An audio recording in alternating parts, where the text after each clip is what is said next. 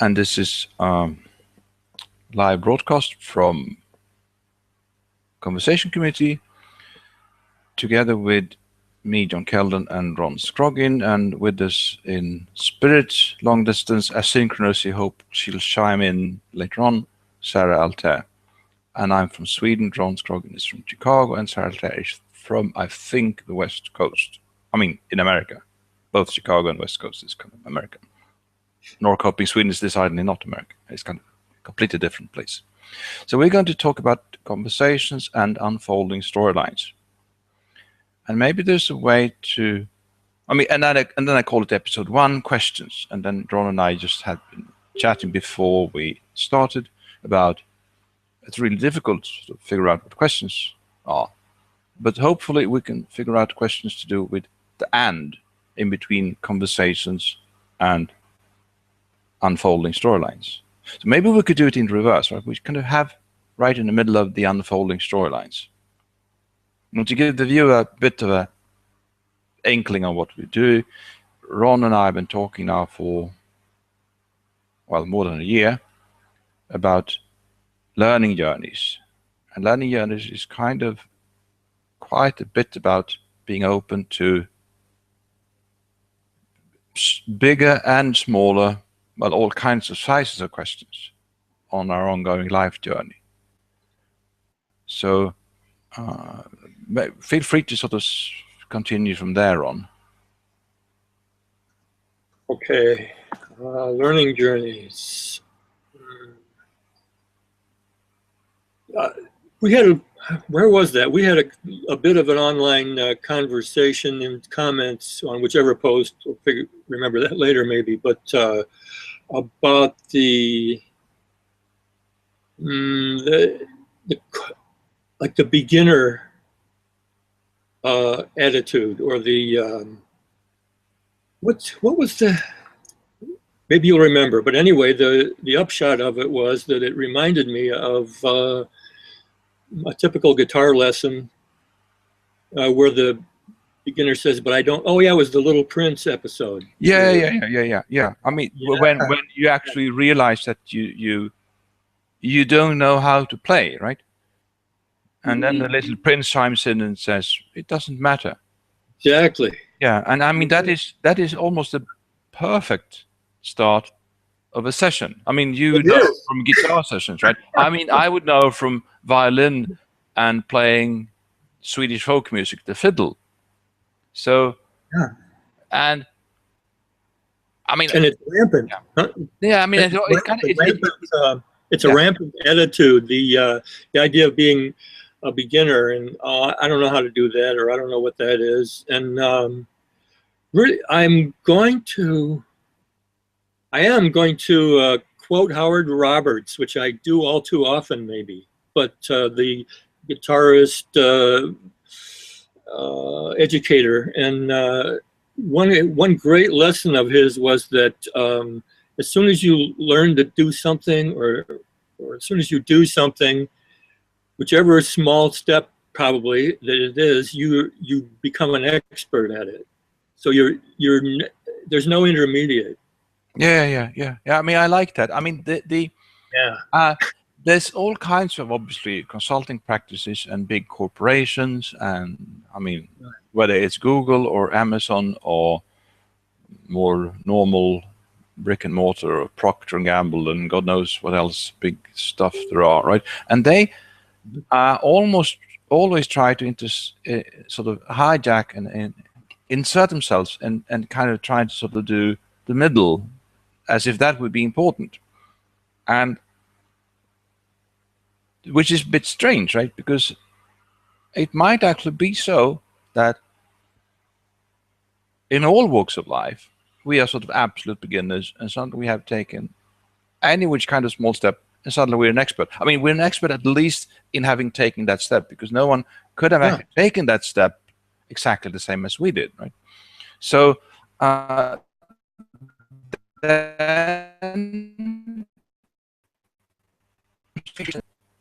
from Monty Python entered my mind, right? Where, I mean, taking small steps, right? Because they try to tell us that with the sketch, kind of the Ministry of Silly Walk, right? and the guy has a walk that is just a bit silly. It's not all that silly, right? So he goes to the Ministry of Silly Walks because he wants to be sponsored by sort of developing it further. So he goes to the Minister of Silly Walks, and I mean that's John Cleese, and he's an expert, right? And he shows that he really knows how to do the silly walk, right? And so where there's kind of big corporations or big institutions, and England, the Department of Silly Walks, or as it's known these days as sort of the Brexit campaign, right? I mean, it's the same thing, right? It's a kind of a ministry. So now England is going to walk straight out of EU, right? Still a silly walk. But what if all of those can be simpler described and better described by whatever large companies or institutions, or I mean that dreaded word, right? The narrative, right? That's just lots and lots of small steps. So then we kind of back to maybe those learning journeys are not to be dreaded either, right? I mean, the unfolding storyline is kind of a bit of a challenge because we really don't know where we're heading and why and what and where to and how and all kinds of questions, right? I mean, those are actually good questions. So to honor this actual format, when I said episode 1 questions, those are possibly the questions, right? So there's kind of 5 questions. So it's kind of what, why, where to, how, and who. So at any given juncture in between the what, the why, the where to, and the how, there should be some kind of who, some kind of experience, right? I mean, hey, I'm taking this step, right?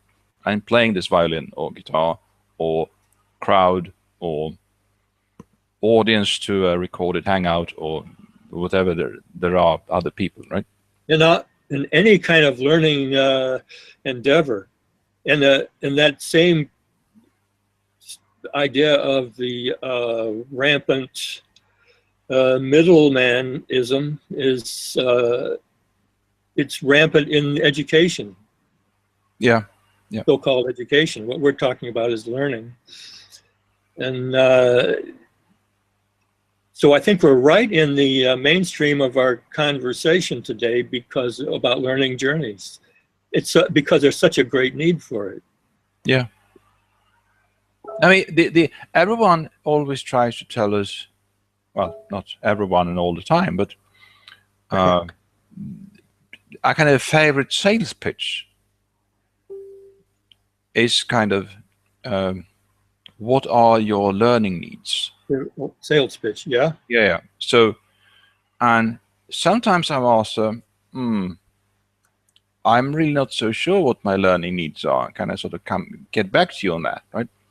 And then you can actually call that bluff. If it was someone actually wanting to have a conversation, they can actually sort of begin to sort of talk with you, right? I mean, the width is important, right? And if it was a sales pitch, so they actually weren't all that interested in learning about my learning needs, then they probably will be baffled by my just eyes. I mean, that is a good approach to, if you sort of focus in a bit, kind of conversations, unfolding storylines. Okay, so let's say that that's a Venn diagram and there's some overlap in between conversations and unfolding storylines. Well, what would be the practical example? Events, right? So we have a dialogue in between me and the world, hopefully, right? At least on a good day, I can have sort of maintain a dialogue with the rest of the world and the universe, right? Yeah. On a bad day, I can say to the universe, please go away, I'm busy, right? I'm doing stuff, so please don't bother me, right? But normally there's an overlap, events, meetings, other people. Someone asks you if you want to have some coffee, which is a great question, and you should probably answer, yes, please, right? But most things in life, you need to think about, so you can't immediately just go, yes, please, right? And there needs to be some congruence and some coherence as well. If someone says, what are your learning needs? And then if I would then say, yes, please, that would really not sort of work as well. I mean, it would be fun to answer that, right? But it might not work. So, but eventually, if we sort of climbed high enough, however altitude is measured in terms of, well, wisdom or being really happy with drinking coffee and solving the world's problems and anything in between. So maybe the overlap in between conversations and unfolding storylines should just be the question mark itself. Can I interrupt this for a bulletin from Zara? Yeah, Sorry. sure. She said that her link is taking her to this room. The question mark itself. Can I interrupt this for a bulletin from Zara? Yeah, sure. I found it. She said that her link is taking there we her are. to this room. We might be out of sync, though. Can I interrupt this for a bulletin from Zara? Yeah, I found it. She said that her link is taking there we are. her There's some really bad lag in the recording. I'm not sure why. If maybe some other link or some other. I mean, now we seem to be fine. I'm not sure. I think Zara's hearing what we said 30 seconds ago. Yeah, it was from because the link sent me to the page. I had to turn off the audio. Yeah. Sounds like we're in sync now, right? Yeah. I mean, I usually ascribe this to the Google and the Google Plus gremlins, right? So the gremlins are always there. yeah, and you can't be too angry with gremlins because then they turn even more gremlins than they usually are. So anyway, great to see you, Sarah, and great to have you here. And Ron and I have started to climb sort of an unfolding storyline mountain, which is consisting of sort of, if it's possible to figure out how to put less stuff in the then overlapping between conversations and unfolding storylines. I think that was one of the most weird summing ups I ever done, but so I mean, so conversations is kind of me and everyone else having some kind of dialogue with the rest of the world. On a good day, someone offers me coffee and I say yes please, but that's on a good day, right? And some other day the universe says something to me and I would just say to the universe, can you just please go away because I'm busy doing stuff over here, right? Right. And so that is the conversation. The unfolding storyline is unfolding out of this sort of Q&A in between me and the rest of the world. So Ron and I would have sort of this idea that maybe we should just put a question mark in the overlap in between the conversations and the unfolding storyline. I mean, reminding us that, I mean, I'm kind of hopeless because I sometimes believe that I know, right, what's going on, and then the universe tells me that no, you don't. Right, so, yeah. It happens often. So, but I think in the overlap, there's discernment. Yeah. You know, what about how you're going to accept that cup of coffee, or whether you're going to accept that cup of coffee. And discernment has to do with core values. You know, the values that you have inside, and also what's happening at that moment, and have an influence. Yeah. That's a good question, right? How do we figure out our core values? Yeah, because it's not just a question mark. It's I mean, that's kind of begging the question, I think, to just put a question mark, because every day, every moment we have choices, options. Yeah. Yes. Yeah. And as John said, sometimes we make the wrong ones, or we think we know what we're doing, so we make a choice, and then that's the wrong one. So or it's the unexpected one in any case. Yeah. Maybe it wasn't wrong. No, I mean, I sometimes sum this up in kind of when we make sort of the wrong choice, the interesting choice, the scenic detour, as sort of head-butting the universe, then my hypothesis, which might also be wrong, but my working hypothesis for a couple of years now, is then the universe kicks into its sort of pronoid conspiracy mode. So it sort of gives me some kind of lesson in the school of hard knocks, or it throws me a curveball, or it presents me with a contingency.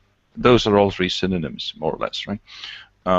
And if I'm open to that, that might actually be the intention behind it from the universe. It might actually be a good one. And then if then I sort of respond in kind, I don't always do that, but if I do, then I've actually been able to follow the last couple of years some very interesting trajectories. And some of them have, at least in retrospect, turned out to be meaningful and useful and valuable. So, but the trouble for me is that I can't figure out too much in advance, because that would sort of ruin the whole thing. But I can't just sort of, well, I could possibly, but to always stay in the beginner's mind, which is, in theory, possibly the best option, right? Is for practical reasons sometimes. I mean, tomorrow I have to renew my passport at 10:40 Swedish time, and there will be hell to pay if I'm not there. Old passport and picture at the ready, right?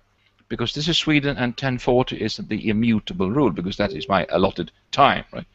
So there's, in this particular case, this particular event, I'll better be there, right? No matter what I think, or if it rains, or if I just don't feel like going, right? I just have to do that anyway, right? So, but most other things in the universe is kind of open to negotiation, right? Yeah. So, but possibly, even though we sort of imagine ourselves having some kind of free will, right? Options, and we strive valiantly to sort of actually sort of constellate our core values into a meaningful path and all that. There might be sort of wiggle room even there, right? I mean, if you would ask me, I'm hopeless that way, right? I know perfectly well my core values until a contingency comes up and I discover that, hey, what's that, right? So it. Well, it's like, how does that fit in, or how do I fit it, depending on the situation? How does that fit in? How do I fit in to the core values? Yeah. But I think it's easier to, when those things happen, it's easier to make a decision when you have core values. I mean, some people don't have core values, or they're very, very few. Or say they think they have core values, but they're not there, so they're not internalized. So, which I think is what's happening in the United States right now, with, you know, people who follow Trump. Yeah. You know, and how are core values, let me think of the word. Well, let me put it another way, because I'm not thinking of the word. So, you know, there's all this media coverage about the craziness of Trump, right? Yeah. But so some little tiny news story was, you know, Trump had banned yet another newspaper journal from being at his events. Now that to me is scary, That is even scarier than forcibly ousting people from Trump meetings. Yeah, yeah. Because this is somebody who wants to be president of the United States, and yet he is denying one of the core values of, freedom of the press. And it's, that's like outright repression. And I don't know, long ago, I can't remember what year this was, it was in the 90s, Pat Robertson was a right-wing religious, I don't know if you remember him or not. He was theoretically running for president. He didn't get very far, but he had an interview on some talk show, and he said, well, we don't need the judicial system. It just gets in the way. Yeah. And slows things down. And I just skyrocketed up into the stratosphere. Well, that's kind of the same response I had to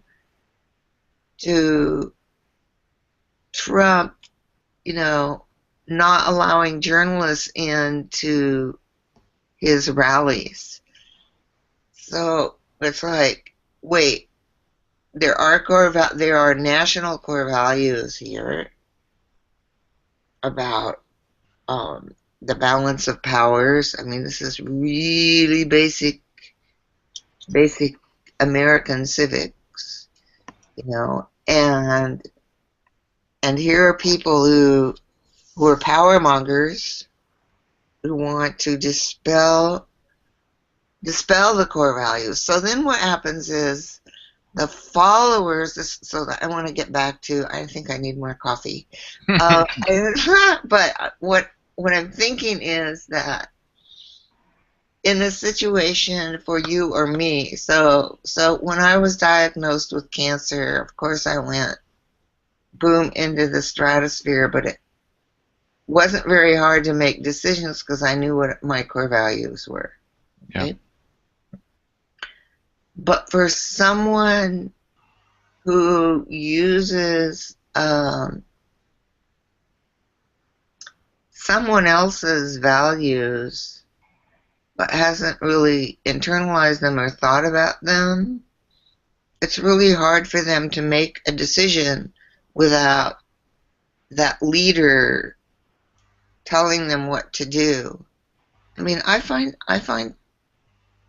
Trump really scary. This is the first time I've ever talked to anybody about this, but No, I mean, you're making an excellent point, because if we sort of still go with a possible then intersect overlapping between conversations and unfolding storylines, someone like Trump suddenly sort of interferes and puts himself in the middle. So suddenly, with a mass media conversation, he just says no. So suddenly he obliterates large chunks, parts, and or puts himself in charge of deciding that whole circle, what goes and what doesn't. Right? But yeah, what is equally troubling is that suddenly all those who are then, for whatever reason, they're not aware of their core values, or they just simply don't care, or they just want to have a package deal and follow the leader, or whatever it is, right? And they're xenophobes and misogynistic and all kinds of other things wrong with them. But their need is to not have an unfolding storyline. They was just have a kind of a straight and narrow, although really bad path ahead. And someone else just tells them that let's build a wall against Mexico and have them pay. I mean, that's a sort of almost symbolically fantastic, right? I'm not saying fantastic in the good sense, by the way. No, I understand what you're saying.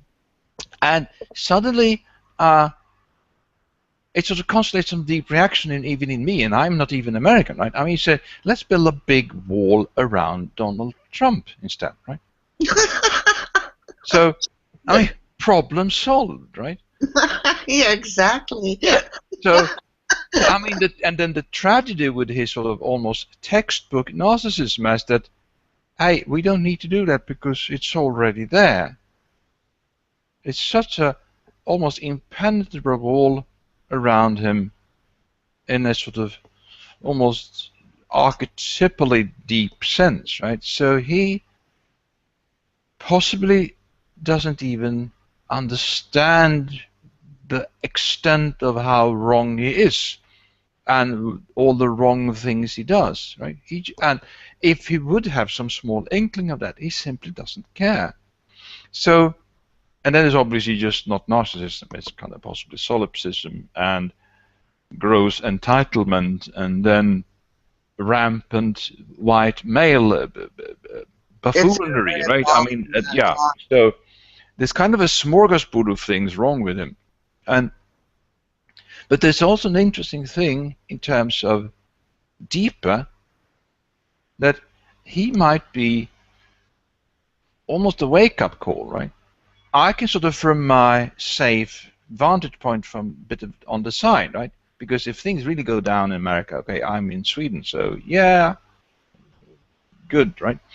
I sort of just got away, but he almost single-handedly destroyed some of the most worst aspects of the Republicans. I think they're called Republicans, but that's really that's really shameful. But because Republican is a fine old word, and it's been dragged down in the dirt and then sort of almost killed. It has. Yeah. So, but that might actually lead to eventually some new unfolding storyline once Americans get out of the shock and say, hey, we actually need to do something. We need to take a stand. We need to sort of not, at least, at the sort of very least, not elect him, right?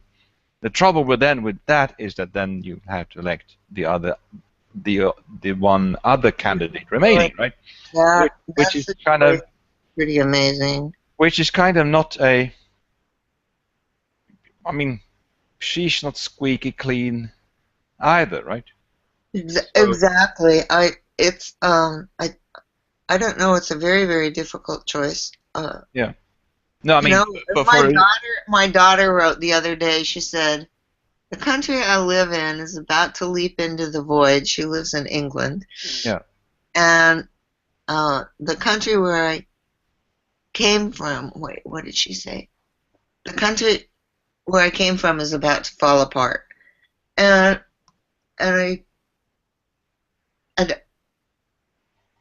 don't know. I don't know what to think or do, living in the United States, because I think the choices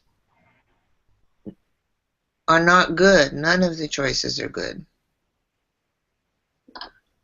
Yeah. No, I mean, but if now you're being thrown two curveballs at the same time, right? One red and one blue, and what if that is? I mean, what if our actual conversation here is the ticket, right? And then we sort of discover that, hey, we should actually look long term, not only in America but the rest of the world. That what conversations leading to what slightly different unfolding storylines would lead to some kind of rediscovery and reclaiming of legitimacy. And that might start grassroots, right? That might start with the three of us and people like us, right? Who then start to talk, and I mean obviously use digital means, right? To sort of connect planet-wide and say, hey, what should we do about it, right? So, I mean, that very question in itself could be, well, we might just rediscover that it's not much we can do, right? So America needs to sort of go down the drain for a couple of years, and then, hey, wake us up 2020, because then chances are there might be less appalling candidates. But what if this also contains sort of some kind of a hidden insight that maybe it's not a race, maybe it's not just those two, one guy and one woman, right? Maybe there's lots of other things going on, and that might be more important. So there's all kinds of really profound questions just by starting with just that one thing, right? And also it's interesting in terms of that unfolding storyline, namely kind of we don't know, right? That may be it, right? We don't know. Yeah. That is a key point in the unfolding storyline in our conversation at the moment, because as to the heat of the moment and the heat of the larger moment of the next several months,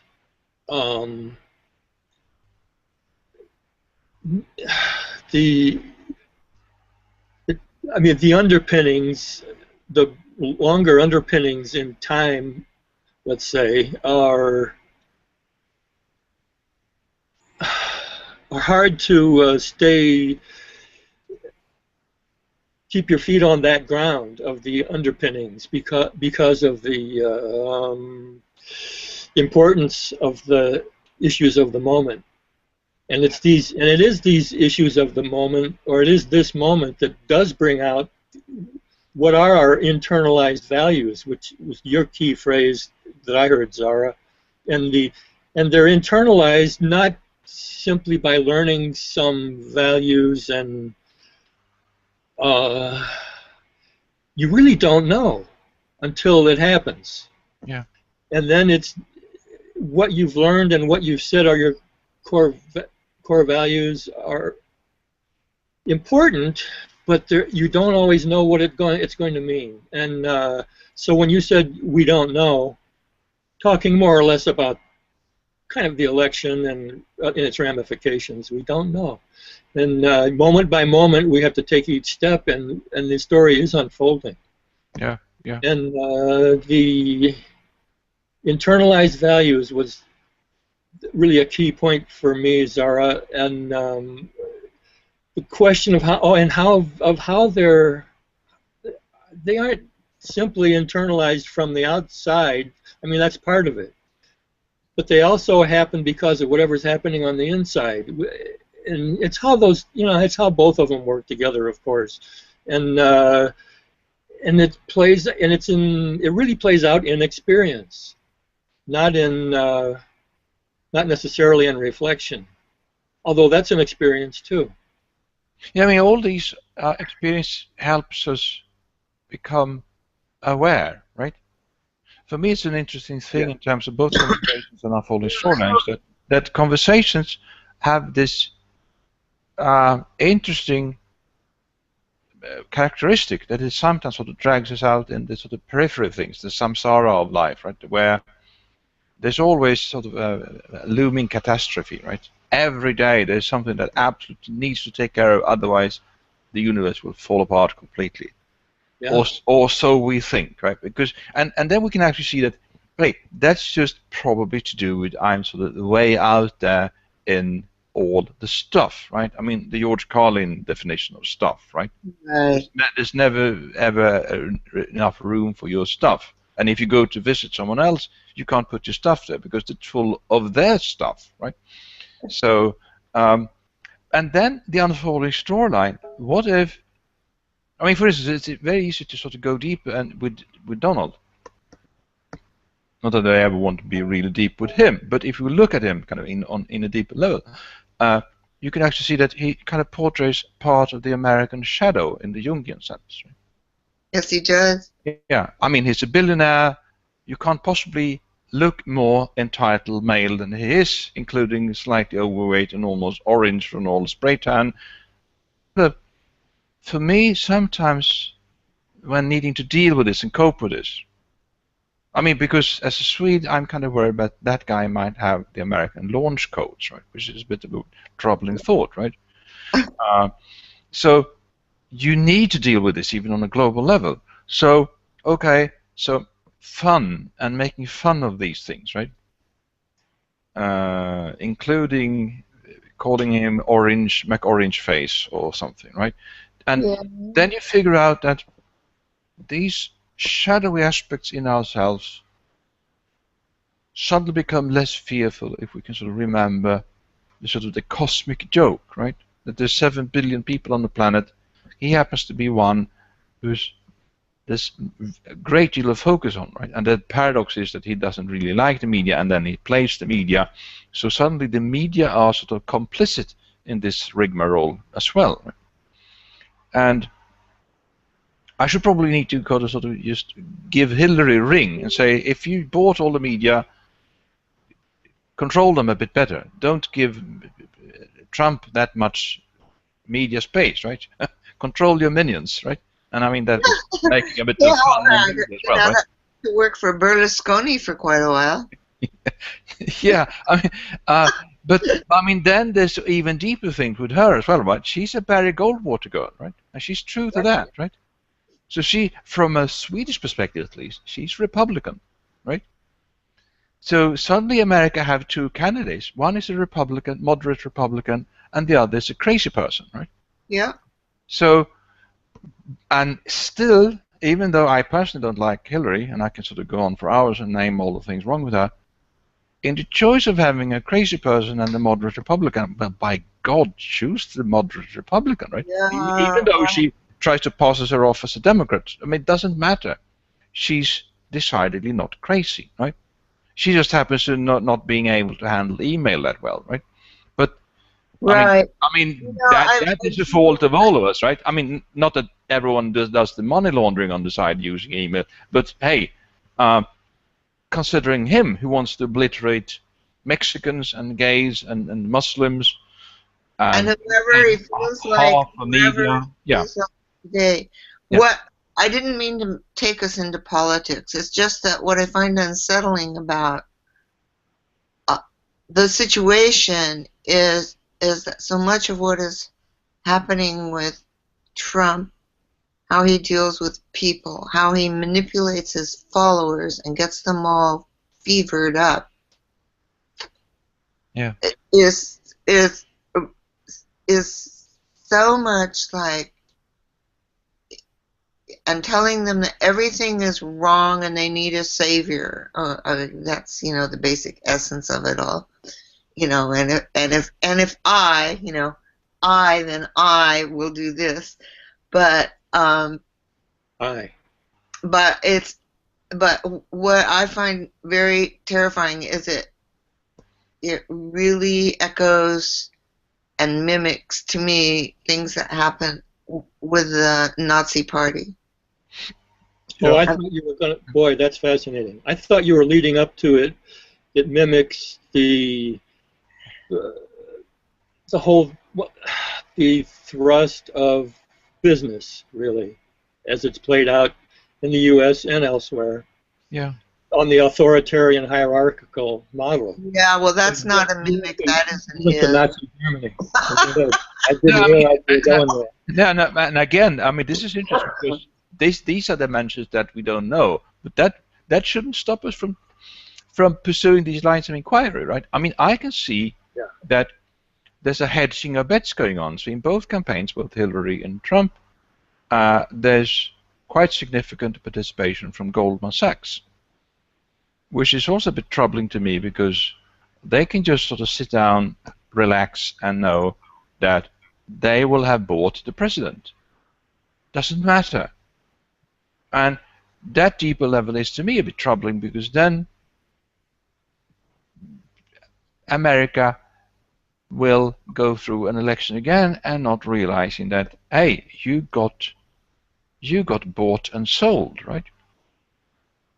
In the corporatocracy, right? And then I can't tell that too strongly to my American friends because then I will be labeled as the Swedish pinko commie that I am, right? So, but honestly, the good thing with both the candidates, both Trump with his billions, right, and Hillary with her $500 million or whatever, how many millions she scraped together by kind of lots and lots of sort of Goldman Sachs speeches and visiting Saudis, right? Saudis have a bit of the money on the side, I think.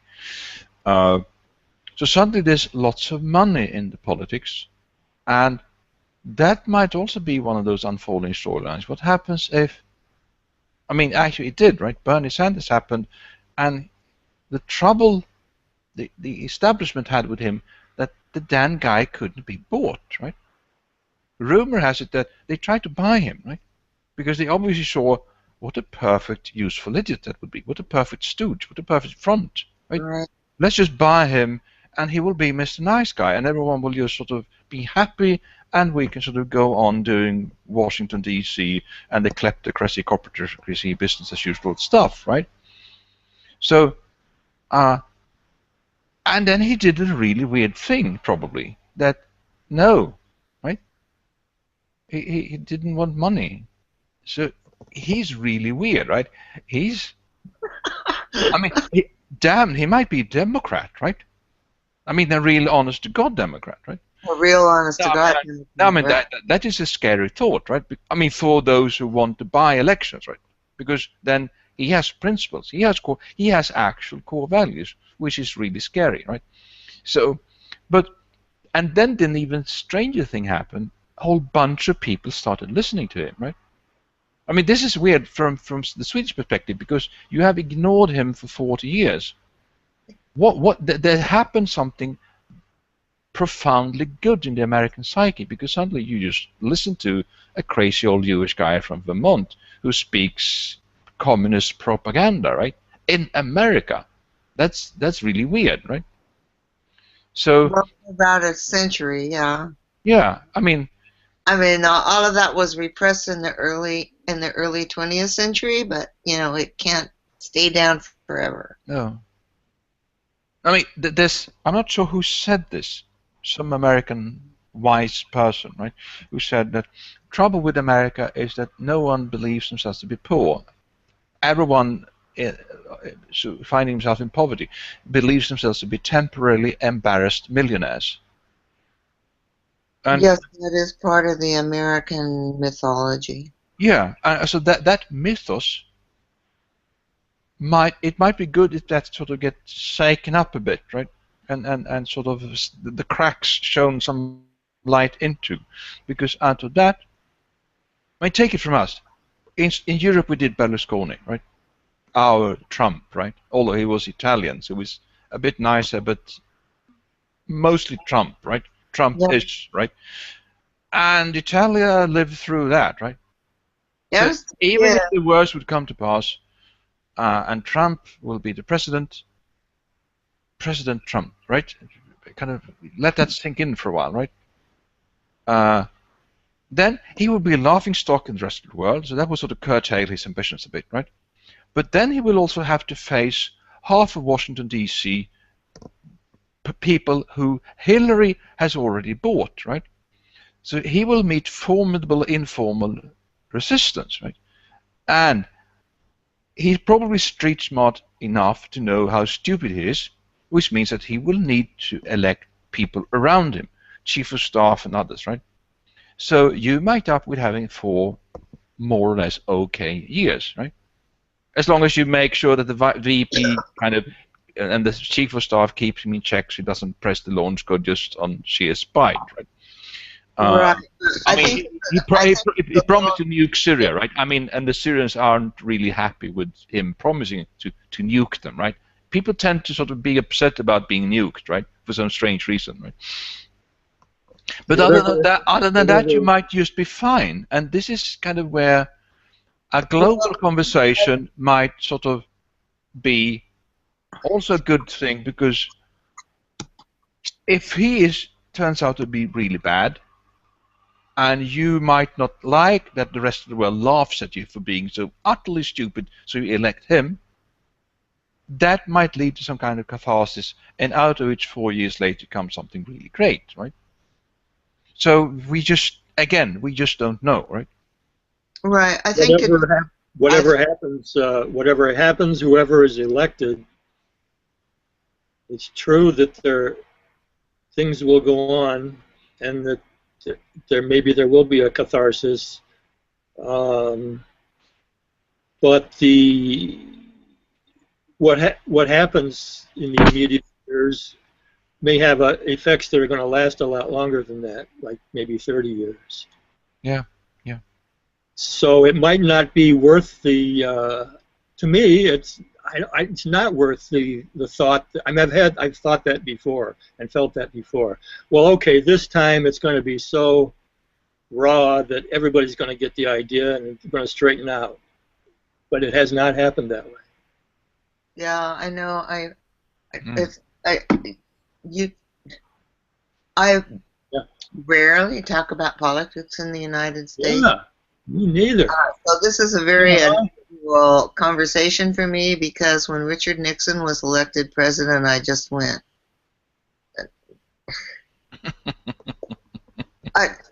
What is with the American public? And so I go and vote, but I really don't. It's one of those things I really don't understand. I do think there's a difference between Berlusconi and Trump.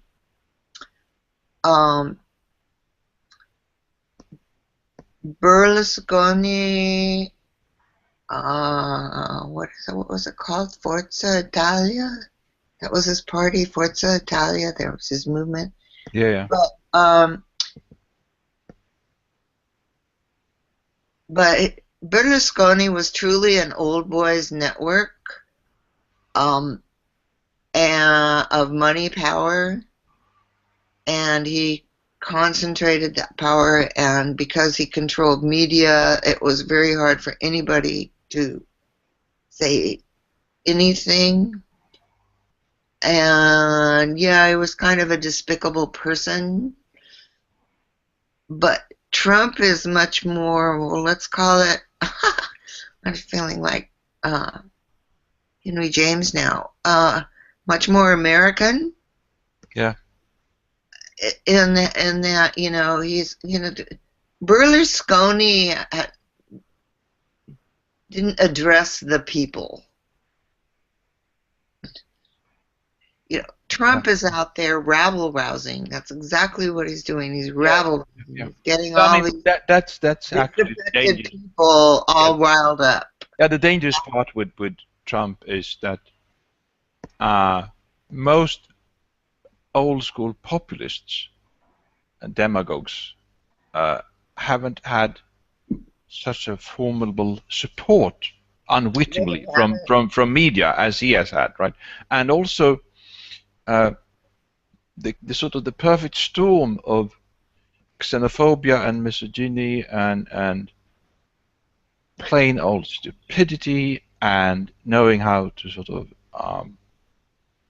trick media and lots of money and corruption, and I mean then I can sort of go on and on, right? But I'm actually want to sort of weave in something you put in our the shared Google Doc we have, the three of us, right, where we sort of talked a bit before this send, right? Mm-hmm. I mean the Glattfelder piece, right, where he says, James B. Glattfelder, that is, right, kind of, we have no choice but to be the architects of our own planned salvation. And that course of action has already begun. So this is, Yeah. I mean, then he goes on to say something really that I need to think for a couple of months, if not years, right? The power we crave to affect change is already in our grasp. Now, but Yeah. let's put a question mark on that, right? Because otherwise I will just sort of, whoa, heavy, right? It's on us, right? But what if this is an unfolding storyline worth pursuing, right? Maybe Glattfelder has, let's say Trump is kind of, if we hurl down the Khumbu Icefall in our Mount Everest trek, right? And if we hurl down there, it'll take us a while to climb up, right? It will be also much more practically painful for Americans if you fall down there with him, right? Yes. Well, And also we need to pity those who are sort of allowing themselves to do the catharsis and sort of beating each other up or whatever else they're doing on these rallies, right? If that's kind of thing, that think that that's the fun thing to do, right? So they will sort of have some awakening as well, right? And 4 years from now, they will think, what the hell were we thinking, right? Well, and then the others can tell, yeah, that was what you didn't do, right? You didn't think, right? You just went full amygdala on the poor nation, right? So, but any which way they sort of then eventually climb up, the James Glattfelder idea is still going to be there, right? Once you sort of climb up the other side. So what makeshift ladders can we put across, right? To anyone. I mean, Trump might be a lost cause. He might just have to go meet his destiny somehow, right? POTUS or not, right? Same with Hillary. She needs to sort of go to her destiny, whether she will be the first female POTUS or not, right? So, but regardless of those two, then these cracks in the narrative, these cracks in sort of our path forward, can we remain open to that option that Glattfelder presents us, right? Us being architects of this, right? I mean, I'm not sure. I mean, I would like for us to be, right? But I'm not sure. Because Well, that's the way I feel. I would like for it to be, but I don't know. It's like,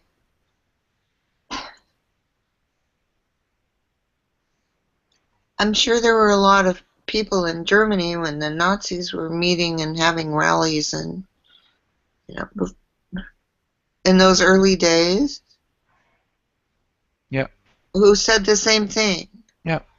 yeah. I mean, I know a bit of that history, right? So the IG Farben and the Krupp and the kind of the big industry which existed already before him, kind of the Adolf guy. They thought, hey, this is a guy with very little education and he's a demagogue and we can control him, right? Turned out they were really wrong, right? They couldn't. They couldn't. No. Yeah, and he was crazy. Yeah. So I mean, but these days, that is actually, this might sound really strange for me, right? But there's so much money involved. So there's already so many deals and so many handlers and so many lobbyists involved, regardless of which one of these candidates. So even though I personally dislike this because this goes against everything in my core values, that you shouldn't be able to buy a democracy, right? Well, you can buy sort of a small Panama banana republic, and that's fine, right? Because that's just Panamanians or whatever they call, right? So to hell with those, right? Yeah. But not America, right? Not sort of the best and brightest on the planet, right? You shouldn't be able to buy those guys, right? Because you're bloody Americans. You should be better than that, right? But turns out you might want to have to try 4 years of being a banana republic, and that might be just the kick in the pants you need to move on further in your path, right? We don't know that either. But the good thing with the money, I mean, we're talking billions here, right? And weird money, right? John Podesta has a brother Podesta who works in the Podesta Group, who is the chief lobbyist in Washington. Yeah. John Podesta is the chief manager of Hillary. His brother in the Podesta Group, he handles the Putin account in Washington. Yeah. Yeah, so now we're really, really weird, right? I mean, money is kind of agnostic, if you would call it that, right? And that might be good, right, here. I mean, even though it goes against everything I believe in, you shouldn't be able to buy a whole country, right? It exists and it's extensive. Yeah, but this might actually work for us in this case, right? Because then it might end up that Donald might not have all the leeway he wants, right? There will not be a wall against Mexico, or he might not be able to actually practically get all the Muslims out. But again, we don't know that, right? I mean, and possibly, let's hope that he doesn't get elected, right? So. Right, you know, and then there's a whole other side where it's taken a lot longer than they thought it would in the original plan, but, you know, China's what do they call it, the 10-year plan, but, in the 80s of becoming the world's biggest economic force. And everybody kind of doesn't pay attention to that because it's economics and not politics. But they haven't let go of the plan. It's just taken longer than originally stated. But they're still on that path. China reaches out into the world. They reach into South America. They reach into Africa. And, none of that's in the news. I don't know what it's like in Europe. No. I mean, there's lots of things Here, done on it. nobody ever talks about that stuff. They might talk about, oh, the Chinese hackers are doing such and such, but nobody there. It doesn't make news, even in thought pieces. It doesn't make news that China's just marching on. There's no, the plan is still in force. Yeah. Information is not well known. A lot of information is not well known or well distributed. And, well, it's not well known because nobody's paying any attention. Yeah. So the media doesn't cover it. So nobody thinks about it. Yeah. And in the United States, I just love French news. It's very French. But God, at least they actually investigate things. Yeah. American news is just god awful. It's whatever pushes hot buttons today. Yeah. No, I mean, from my perspective, I mean, I have kind of this very, very simple way of looking at things, right? So I can sort of look at, okay, so what's the story? Okay, so hopefully we'll sort of get to some understanding of what the story is in whatever context, right? And then, okay, so what are the tasks out of the story, right? I mean, I have written a blog post. That's a story. I will need to press publish because it's a blog post. So I need to do that because otherwise people won't be able to read it, right? So that's a fairly simple story and task, right? And then a very interesting thing with French media, with the better parts of digital and social media, with us actually thinking, there's the third part, which is kind of essential. That's the review part. Kind of reflecting and reviewing, kind of, okay, so the story, and then I did the task, and then stuff. People can review it, right? They can comment and plus and like and reshare or whatnot, right? And this holds for even larger things. And this structure sort of broke down in America. I'm not sure they did now or earlier, but Trump is obviously a story. It's a powerful story. Otherwise, he wouldn't sort of sneak himself into this very hangout, right? So it's a powerful story. Tasks, well, he plays the buttons, right? He's good at that, right? Yeah, he is. But what's lacking in the corporate media, for lots of reasons, half of which possibly doesn't have to do with Trump, is that there's no review. There's simply no review, right? So that is kind of almost the main function of, in Sweden and Europe we call it sort of the third power, right? The media. Right. It should sort of hold the others accountable, right? If politicians get too bad, the media should say, whoa, stop, right? Don't do that, right? But again, this might be just sort of a temporary lapse of reason, right? We don't know that either, right? Suddenly the social media, the network, the media might sort of end up to be us, right?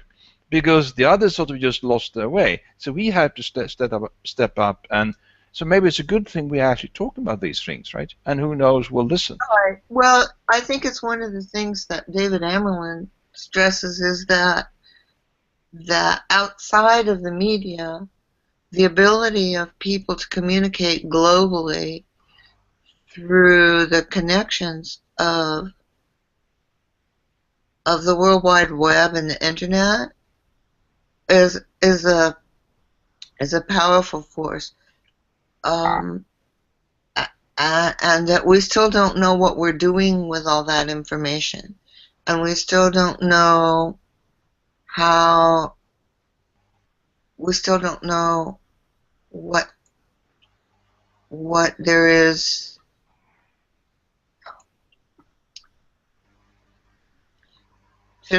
Because the places where I got stuck with David, because this comes up sometimes, David is so optimistic about everything, which I think is wonderful.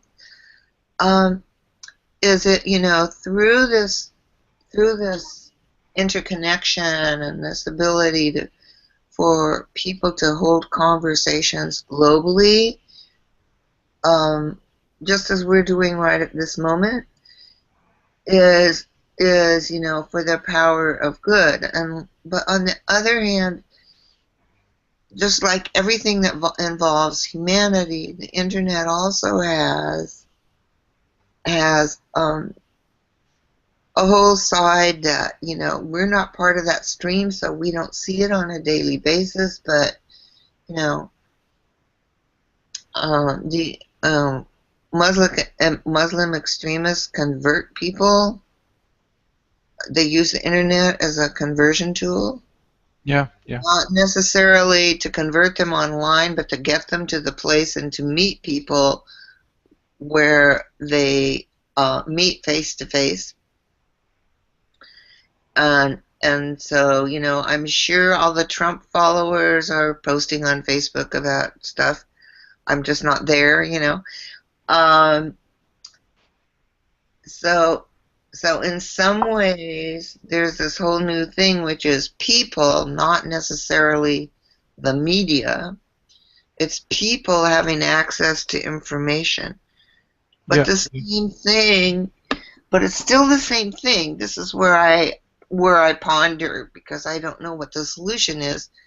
This is where I ponder, because we're still humans, so the people who choose not to be educated, not to think, and there are many of them, I think they're the majority, still will get led down paths by strong leaders. Yeah. I mean, that is a... we've done the hour, so that is an excellent question. Yeah, I know we've done the hour. I have to go. I have something happening. But so, I mean, if we do kind of a quick review. These conversations, because these are the issues I think about. It's like, wait a minute, le plus ça change, le plus la même chose. It's just through different media. Yeah. I mean, this is a good question to actually hold, right? And I would probably write it down in some kind of slightly more precision and just put it in whenever the YouTube video happens, and I will post it in the community. So, what can we do using these digital tools, networks, platforms, whatever you call them, social media, to help reach out increasingly more and more people, to provide whatever tools, different questions, different options available, so they can sort of begin to sort of walk this journey as well, right? I mean, we can't really blame those who are sort of uneducated if they go down the wrong paths, because possibly they don't see any other paths available, right? Yes, they feel trapped. Yeah, so that would be a really great thing to sort of have others weigh in as well, right? What do others think about that? What should we do about that? So, I mean, this is, I need to sort of polish up that question a bit, right? Because in a way, that question also invites in all the sort of opinion, right? Including really bad ones, right? America would be fantastic if it weren't for the Muslims.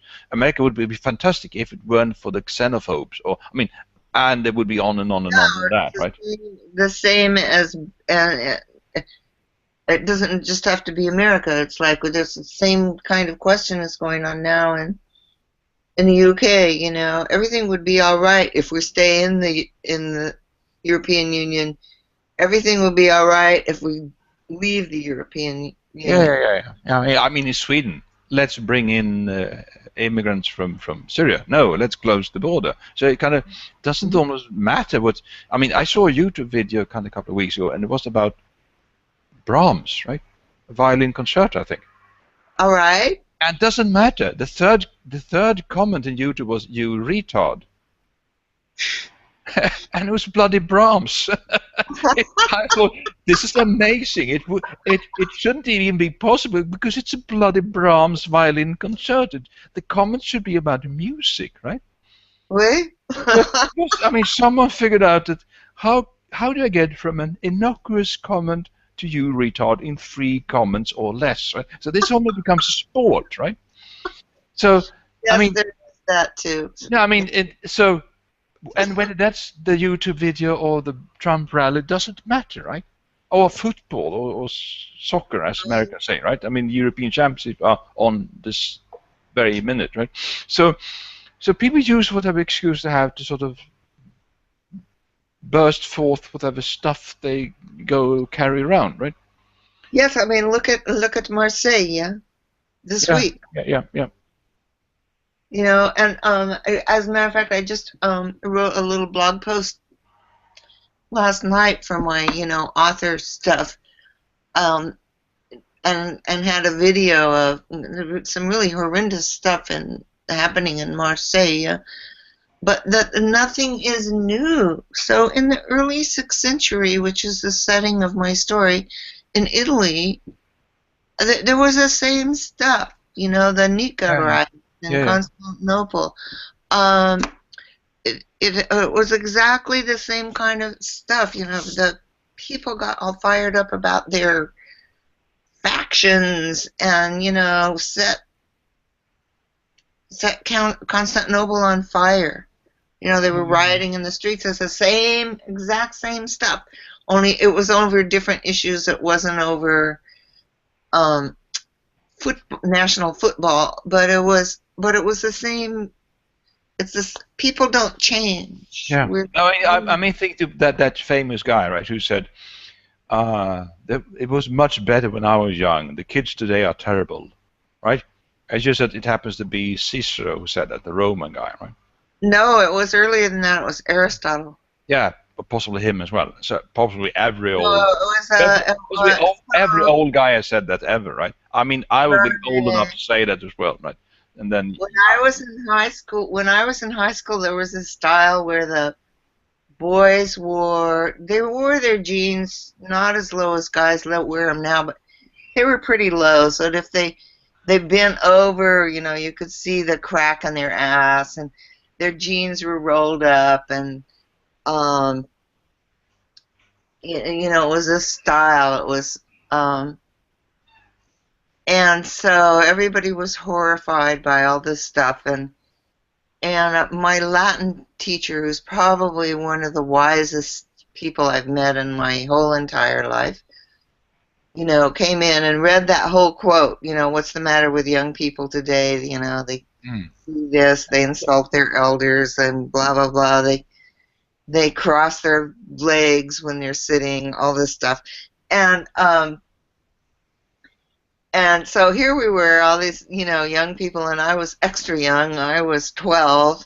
Most of my classmates were 14, and we were clueless. It was like, he got it from the newspaper today, but it's the same thing. It was like, centuries.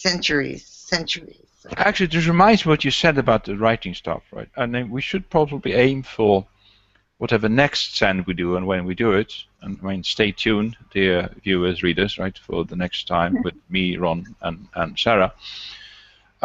It might be writing. It might be a word team, right? So conversation and unfolding storylines, episode 2, writing. I mean, my idea is that maybe we should sort of help whoever wants to look through these to give them an advice or two how to write, right? Because once you start writing things, you need to figure things out, right? And that's possibly a good thing to figure out slightly different options, slightly different storylines, right? So you can sort of test within the book that you're writing that, hey, this might actually be worth knowing about, right? So there's some good sort of meta levels hidden inside actually writing stuff. Right? And obviously I'm sort of biased because I like to write, and I know for a fact that you two are not half bad writers as well, right? So kind of we might have a thing or two to say about that. Writing, yeah. I was talking to a friend of mine yesterday morning in France, and he said, you know, I really pull back from being online, but I'm writing all the time. I'm writing with, you know, notebooks and pens and Yeah. the old-fashioned stuff, you know. So writing is, and that kind of writing has a direct connect to the brain. It's very different what happens in the brain between handwriting on a piece of paper and typing on a computer. Yeah, it's different. I mean, I still do pen and paper. I mean, Paul Sappho, Institute for the Future, he basically says that paper is brain interface, and I think I agree with that. I mean, I like that. I feel bad for the trees, obviously, right? Because it requires some trees, but eventually we will figure out the part as well, so we can do it from renewable stuff, right? So, and then we don't need to worry about the trees either. So. And the trees, right? Well, you know, we could be responsible, but that's a whole other conversation. Yeah, I mean, the responsibility is our send number 45. I think we need to sort of cover some distance until we get to that, right? Yeah. Okay. So, I'm really sorry I was late. I had a kitty disaster, so I had to deal with that. no problem. I mean, let's see. So when are we next meeting? Let's aim for 2 weeks from now. And if we can't make it, we will have to sort of sort through and take yet another 2 weeks. And then, I mean, it's summer season and holidays and things like summer, but I'm not going anywhere this summer. So that would be the 30th? Third. I think. I actually can't do the 30th. So I was sort of. But, I mean, there's no reason for why you shouldn't be able to do it. And we could sort of just then reconvene 2 weeks later. Or we could do the 7th. Or we could do the 7th. Yeah. But But I will sort of send out missives far and wide, sort of to the next date, either the 7th or the 14th. Actually, 14th of July. That is no, that's not you guys, right? That's Bastille Day. Yeah, that's Bastille Day. Yeah. So we should do something about France then, right? Liberty, equality, and brotherhood, right? Right, exactly. So that's the theme for the 14th of July. But I will send out, and hopefully just by tomorrow there will be a YouTube automatically produced by our dear friends Google. So I will put that in the conversation community. And my hope, my intention, my call to action for those who are viewing this, that add your own questions out of which we find new options, new unfolding storylines, or at least some better ways of traveling the storylines we've got, right? So, better ways of traveling the storylines. I like that. Yeah. So, but great having you. I mean, these are lovely conversations, and was it anything more? Yeah, I mean, there will be some kind of a comment thread to this, either directly to the video and or in the community. So that's kind of where you should put your comments, questions, concerns, stuff. I mean, we could do that as well. I will probably do it both in Google Plus and in Facebook. So if I can lure you away to do that in Facebook as well. And there will be links towards what to click to find yourself in those places. No, I think that's it. I mean, I loved that we did the tour through the politics ring, right? And we survived that particular march. We did survive, and I was just astounded that all of a sudden I did really, truly. Yeah. I did manage to cram in orange make orange face, right? So I'm happy with that, kind of, and not that I would sort of be angry with him if I ever would meet him, but I would basically say easy on the spray tan, partner. So it's just too much, right? But that's just my sensible European sensibilities, right? So yeah. And we had a couple of those guys as well, so I shouldn't sort of diss him too hard. Well, you know, if he becomes president, we'll suddenly have all those Trump phrases like the Berlusconi phrases in Italy. Yeah, I mean, imagine 4 years worth of material for the stand-up comedians, right? That will be amazing, right? So, okay, I need to go. So, Yeah. you decide the 14th? Yeah, let's do the 14th. Okay. And see you before there in some text. Yes. Yeah. Somewhere. Yes. Right. Bye for now. Bye. Well, bye-bye. Bye.